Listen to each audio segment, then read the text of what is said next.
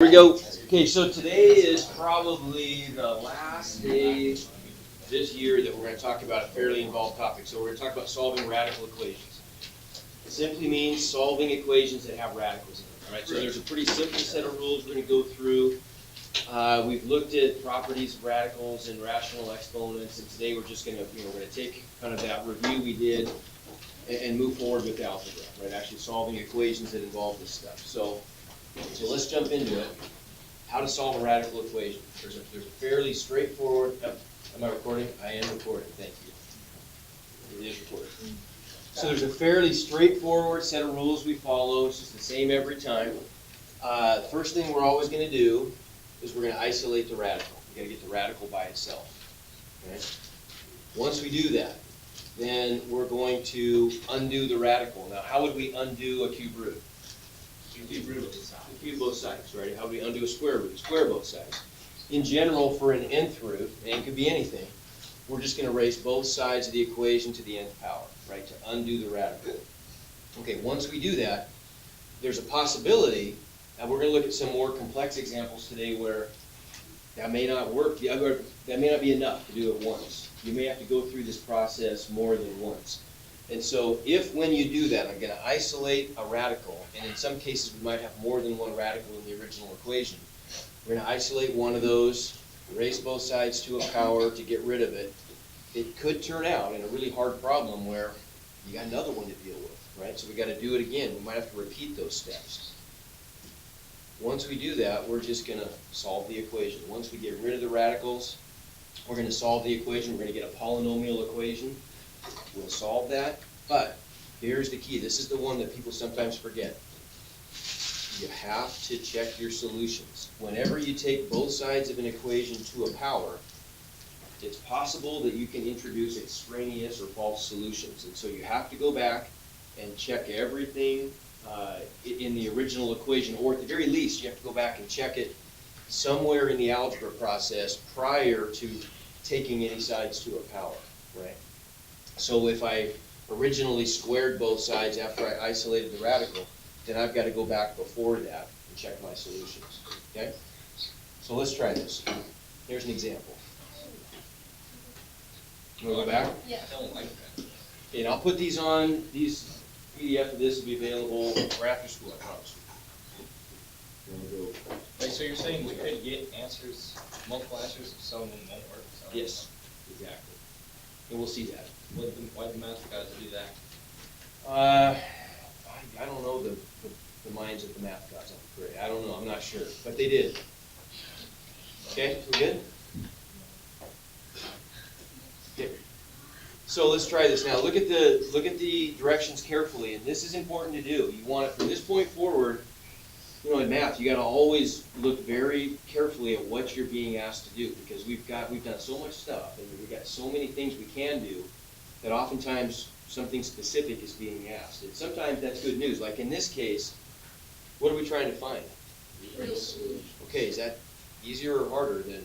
Easier.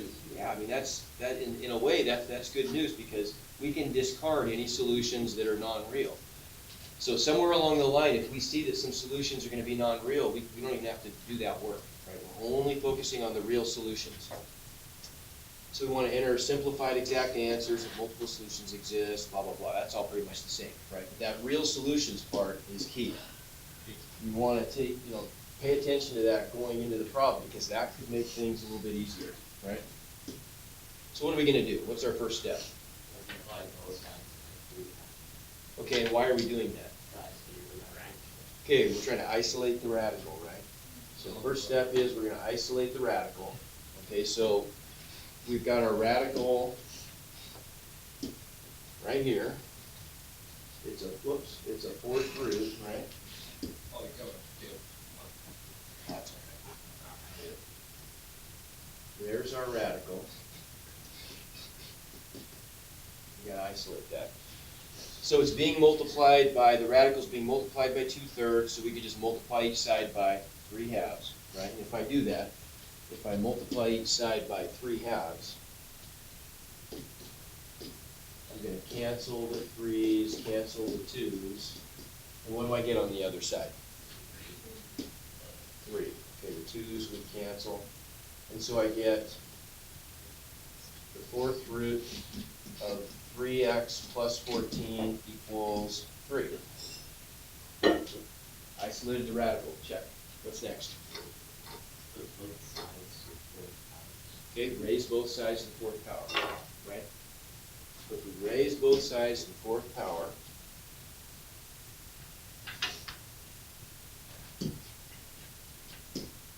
what are we going to get?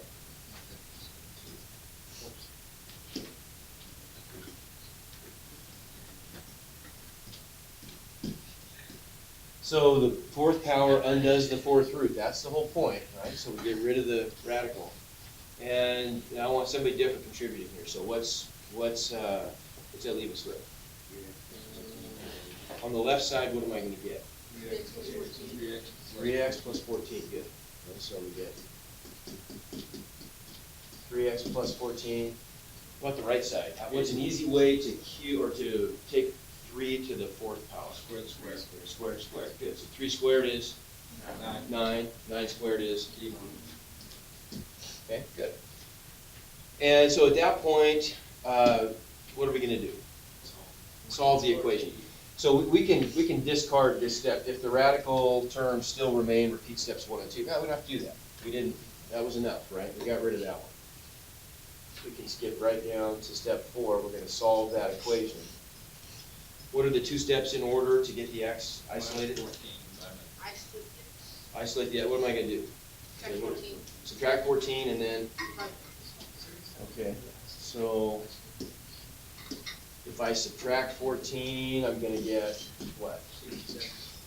What was it again? 67. 67. And so, all right. 67 thirds. 67, well, that's a cut number, we want it. So we get x equals 67 thirds, and then last step, am I done? No, plug it in. You gotta plug it in. Gotta plug it in, original equation. Rule number 5. Rule number 5, can't forget it. So our original equation, I gotta go up here and erase some stuff, I kinda messed up the original equation. We could go back and plug it into the place where we were when we cleared the fractions to make things a little bit easier too, right? As long as we plug it in at a place before where we took both sides to a power, we're fine. So we could plug it into the equation.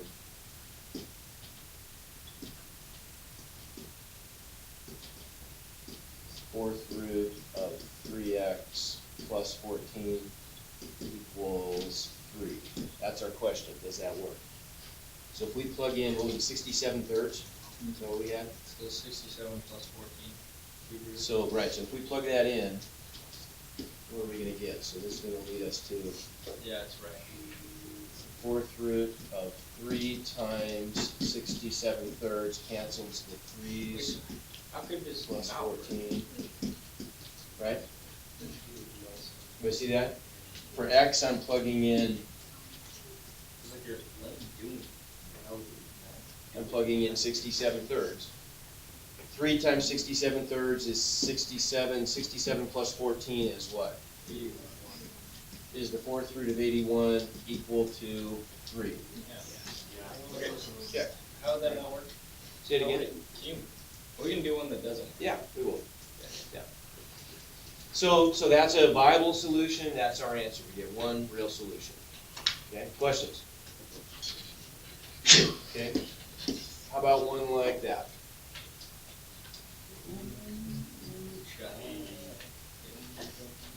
Take a look. First step. Well, okay, I mean, we can skip through some stuff, can't we? First step would be to isolate the radical. That's already done, right? The radical is already isolated. So next step would be, let's cube root everything, right? Cube root both sides. If I cube root both sides,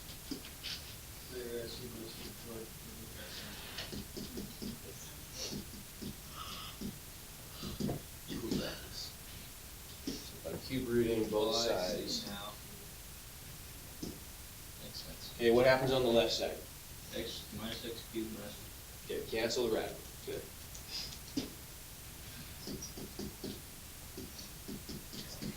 right side, I just get an x cubed.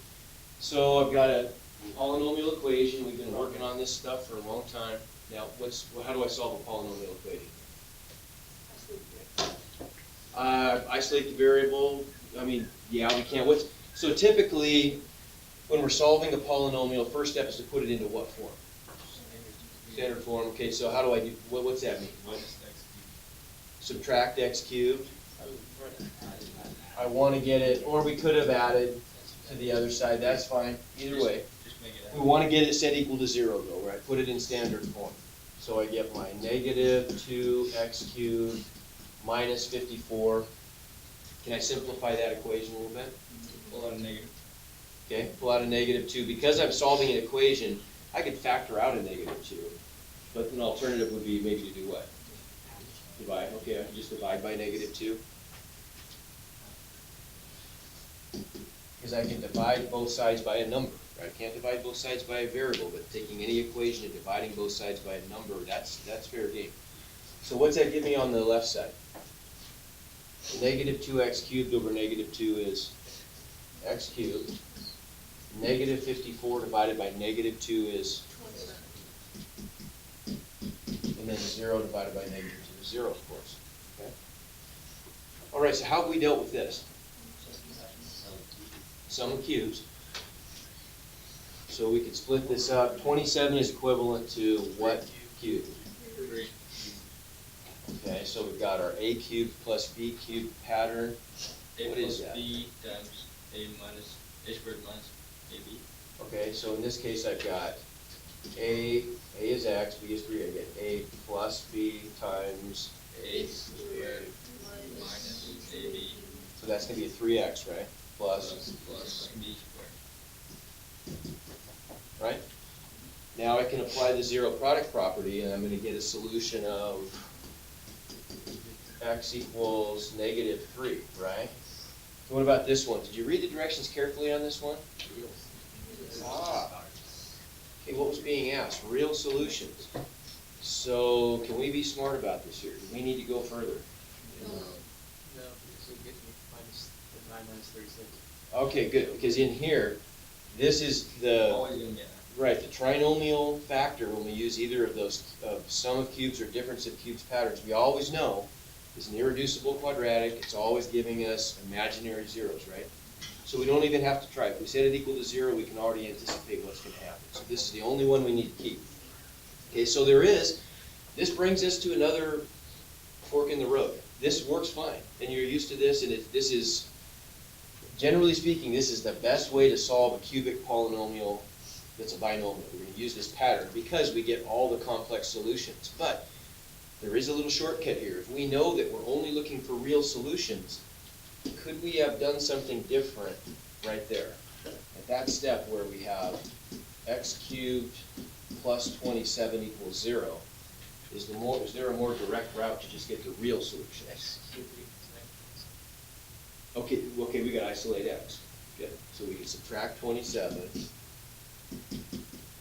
and then to do what? Cube root. If I cube root both sides, so I end up with x equals the cube root of negative 27, which is negative 3. There you go. Okay, either way, we're going to get our negative 3.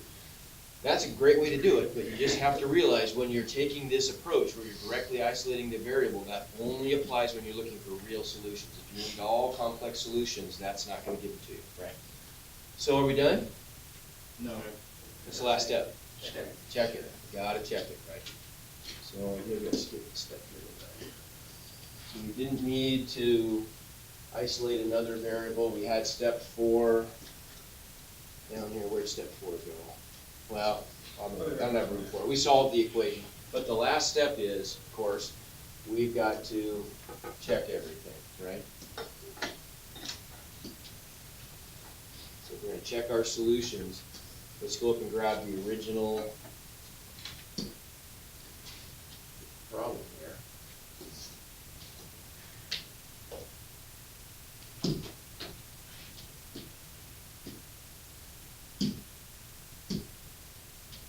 All right, there it is, so let's check.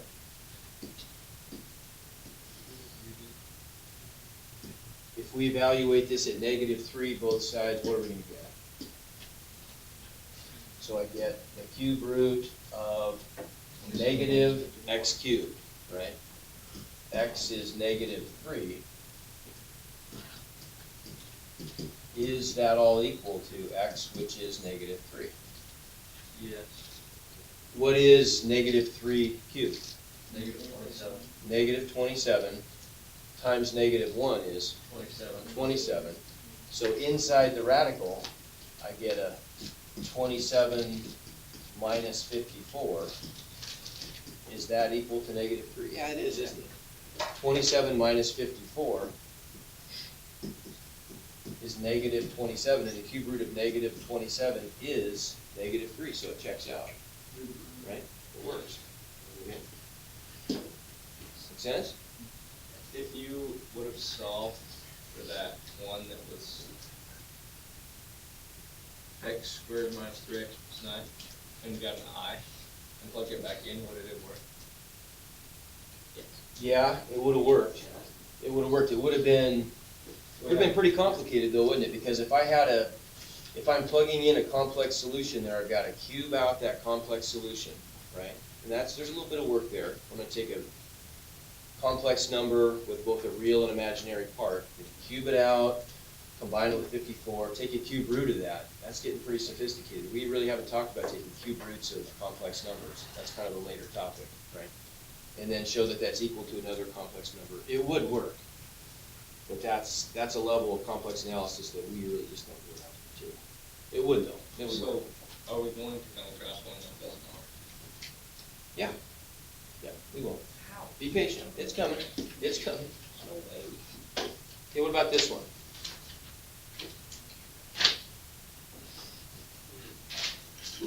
Do I need to do anything to isolate the variable? No. No, it's already isolated, okay? So what's first step? Square both sides, there you go. Okay, so if I square both sides,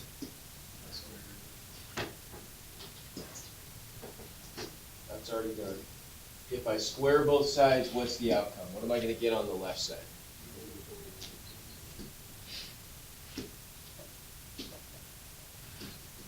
Undoes the radical, so -4x minus 23 equals x plus 7 squared. And what is that? X squared plus 21, or 14x. So I got, this is my a plus b quantity squared, right?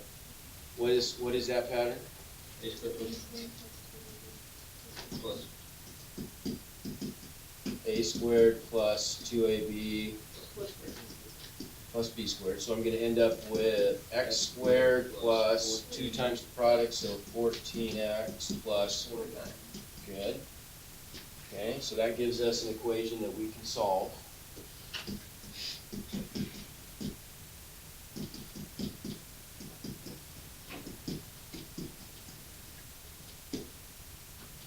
Okay, are there any additional radicals? No, there aren't.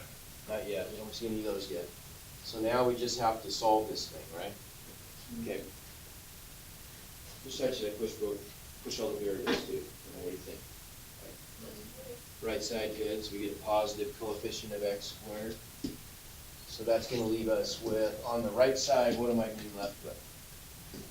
I've got my x squared. If I add 4x, I'm getting, good. Add 23. So I'll get 72. And that's all equal to 0. Let's put the 0 on the right.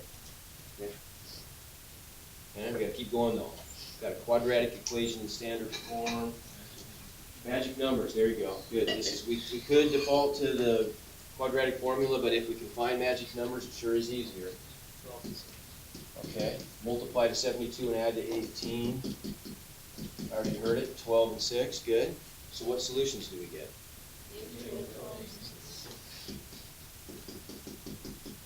X equals -12 or x equals -6, right? So we get two possibilities, but we gotta check them. So if we plug those into the original equation,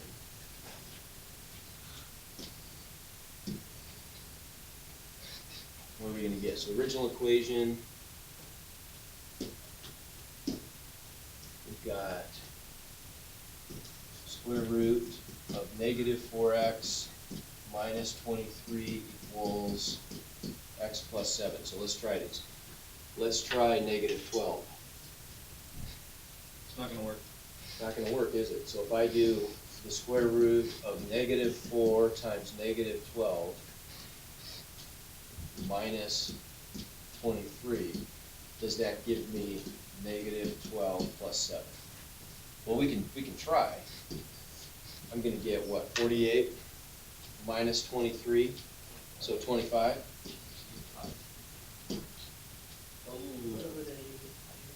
Ah, okay. But on this side, I get negative 5, and those are not equal. Plus or minus. So, but the square root of 25 is exactly 5. It's not plus or minus. No, Why? no, because that's a different, they're doing different things. Where you get the plus or minus is if I have x squared equals 25 and I'm solving for x, right? If I square root both sides of an equation, we know that x is either equal to plus or minus the square root of 25. But the square root of 25 is 5. The plus or minus comes from the fact that I'm square rooting both sides of the equation. The square root of 25 is 5. It's always 5. Okay? That doesn't work. That doesn't work. We have to discard this solution. Well, we gotta try negative 6. Maybe one of them works. But so far, the first one failed.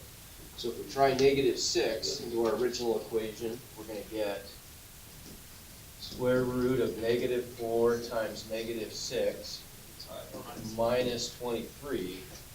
Is that equal to negative 4, or sorry, negative 6? Negative 6 plus 7. Yes. Okay, that one works, doesn't it? Yeah. Right, we end up with the square root of 24 minus 23 is the square root of 1, and that is equal to 1. Right, so that one checks, but the other one failed, right? So some of the solutions may not work, and sometimes none of them work. Okay? Make sense? You gotta check them, gotta check them. Okay, this is pretty easy, actually. It looks harder, we got two radicals in this one.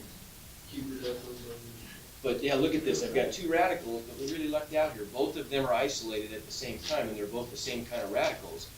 So really, all I've got to do is just cube both sides, right? So if I cube both sides, what do I get? Negative 6x plus 9. Negative 3x plus. Right, easy stuff now. Even though we had two radicals, we don't have to do anything, we don't have to isolate a second radical, they were both isolated at the same time. So now all I've got to do is just solve the equation. So which side should I probably push everything to? Not that it makes a huge difference, but right side. So I'll at least push the x's to the right side. So if I add 6x to negative 3x, I get 3x. Why don't we push the numbers the other way so we can isolate x? If I subtract 2 from both sides, I get, so then x equals, so we gotta check it. Yeah, it's gonna work. Maybe. But I doubt. Actually, yeah, it probably will. Yes, man. Think so? 14. And I don't know. So we check our solution. Let's see, if I plug in 7/3, Oh, it might not work. cube root of negative 6 times 7/3 plus 9, is that equal to cube root of negative 3 times 7/3 plus 2? Let's just simplify each and see what happens. 3. So over here, what's negative 6 over 3 reduces to negative 2 times 7. So negative 14 plus 9 is what? Cube root of negative 5. is that equal to, how about over here? I get the negative 3 over 3, that leaves me a negative 1. You get a negative 7. So I get negative 7 plus 2, negative 5. Is the cube root of negative 5 equal to the cube root of negative 5? I believe so, sir. Told you it was true. So it works. I knew the whole time. Okay?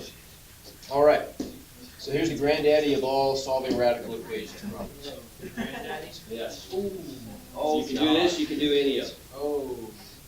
Okay, now looking forward on this one, does anybody see potentially why this one's gonna be harder than the other ones we looked at? Well, the negative, sure. Maybe the negative, that adds a little bit, but there's something else. Remember, what is it? The positive 8. Yeah, what's that doing? Messing everything out. It's messing everything up. You see how the left side we've got, we have a radical isolated, right? So we already know when I isolate a radical, how do I undo the radical on the left side? Square it. Square it. We gotta square both sides, right? But isn't that just gonna make 64? Well, it's gonna make, on the left side, it's gonna make things good. They get rid of the radical. But on the right side, if I square out negative radical x plus 8, I've gotta multiply that whole thing out using my pattern, right? So that's gonna be complicated, right? So we gotta just go through the steps. So it'll work. We just gotta follow the steps. Algebra always works if you follow the steps accurately. Isolate the radicals. If you do the thing, it'll look right. It works. So isolate the radical. Well, we already isolated one radical. We isolated this radical, right? That works. That one is isolated. So far, so good. So we're gonna square both sides. All right, square both sides.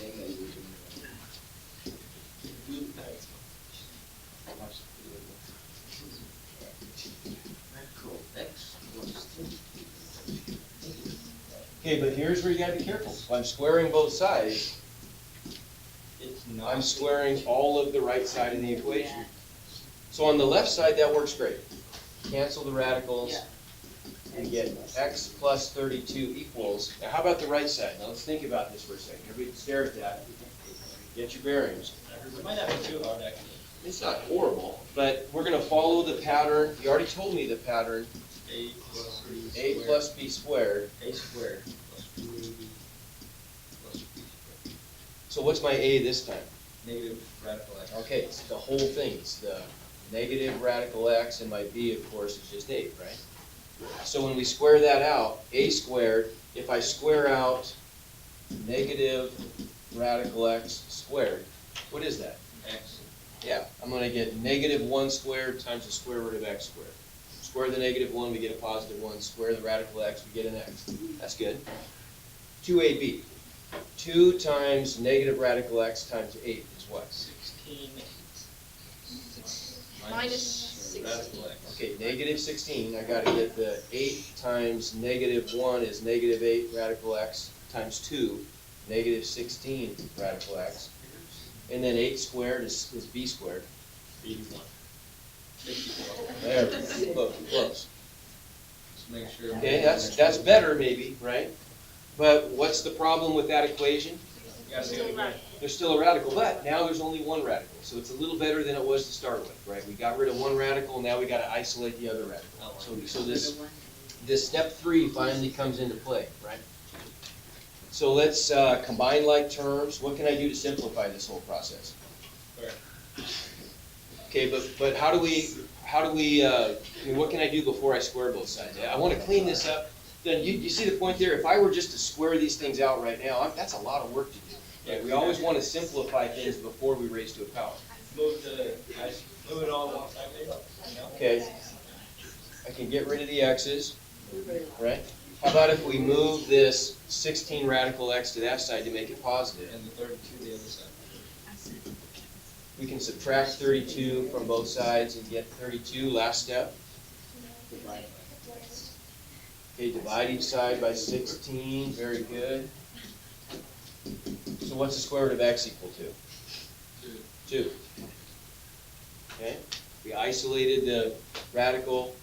We're gonna square both sides again, right? We isolated square root of x, and so we square both sides and get what? 4.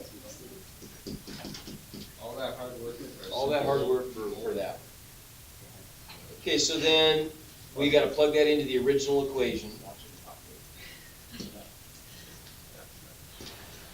Equals N.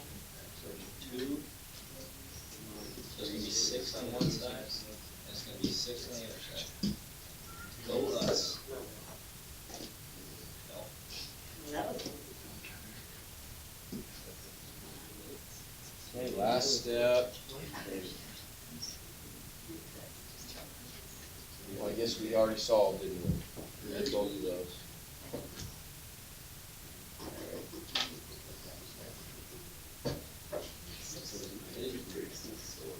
So we'll check our solution, see what we get.